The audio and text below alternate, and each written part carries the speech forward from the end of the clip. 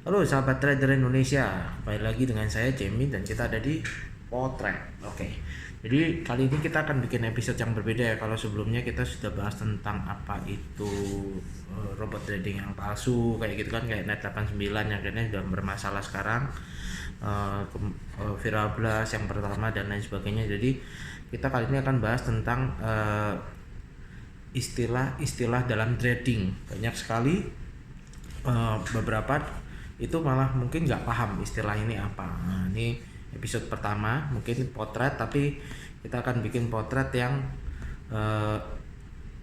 easy to the master trader. Jadi cara mudah menjadi master trader. Nah, salah satunya yang mungkin kita bahas di episode pertama kita ini adalah kita bahas tentang slippage. Nah, menurut saya banyak sekali trader yang sudah cukup lama tapi tidak paham apa itu slippage. Nah, slippage sendiri itu kalau sering istilah ini tuh muncul di istilah trading, biasanya seperti itu.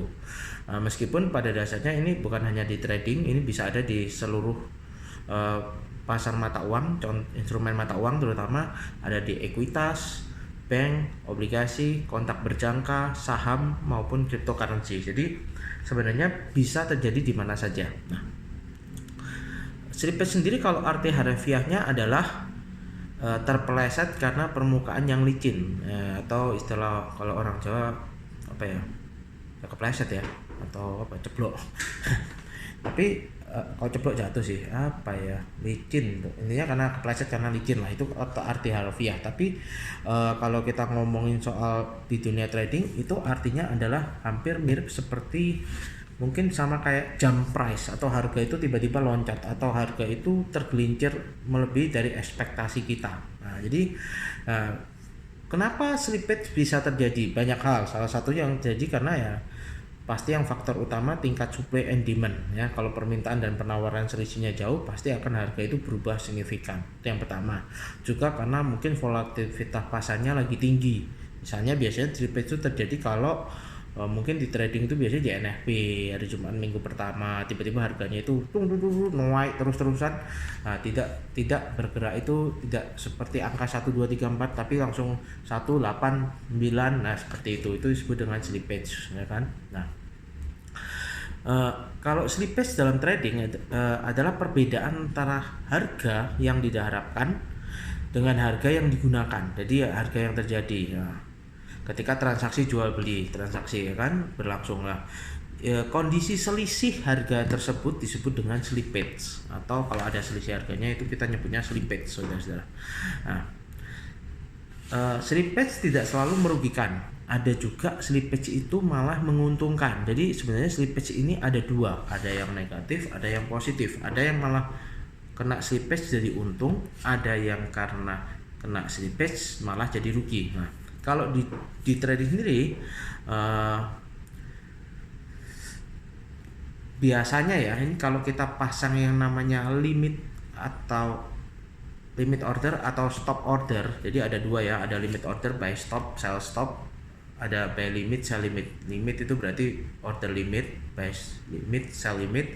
Ada juga buy stop, sell stop. Nanti kita akan bahas di mungkin ya episode kedua atau berapa, nanti kita akan bahas tentang buy limit, sell limit, buy stop dan sell stop. Jadi kita akan mulai pelan-pelan sehingga teman-teman jadi lebih paham dengan dunia trading lah. Kalau slippage ini biasanya karena kita pasang limit, terus harga itu bergerak. Ini kita pasang limit di sini nih, harganya saya contohin di sini. Tiba-tiba harga bergerak nih. Ini buy limit. Dari sini harga ini langsung jump di sini. Maka yang terjadi adalah ini.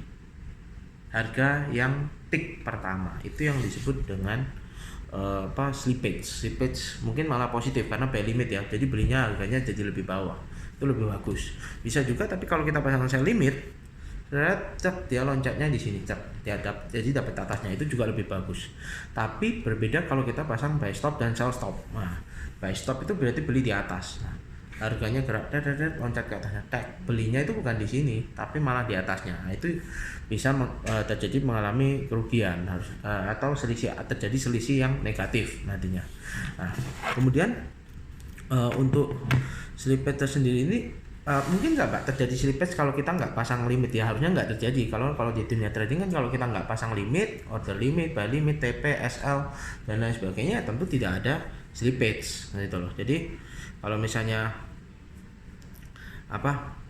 tidak memasang limit ya, Anda nggak perlu takut kena yang namanya slippage. Nah, jadi kalau mau Pak gimana nih kalau mau hindarin slippage supaya saya nggak kena slippage, ya simple. Kita tradingnya langsung aja tetap buy harga ini ya atau tidak.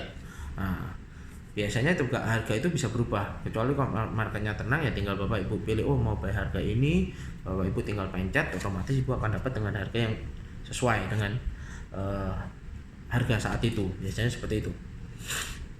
Nah, slippage biasa istilahnya ada juga ngomongnya jump price. Pak, ini jump price. Nah, itu artinya sama. Jadi harga itu loncat melebihi ekspektasi yang kita harapkan. Jadi otomatis dapatnya mungkin atasnya seperti itu. Tapi kembali lagi kalau kita tidak pasang limit, kalau di dunia perdagangan berjangka ya harusnya kita nggak kena slippage, Bapak Ibu ya, nggak perlu khawatir. Oke, mungkin kita bahas slippage tentang ini. Kita juga nanti akan saya kasih contoh tentang slippage positif itu seperti apa, slippage negatif seperti apa. Kalau Bapak Ibu ingin tanya lebih lanjut tentang slippage atau mungkin ada materi yang mau dibahas tentang trading, Bapak Ibu bisa kasih like, comment, and share ya, mungkin juga kemudian subscribe. Kemudian Bapak Ibu bisa komen tuh di komen, misalnya mau bahas apa, nanti kita akan bahas satu persatu. Oke, terima kasih. Saya Jamie Fonda. See you. Salam potret.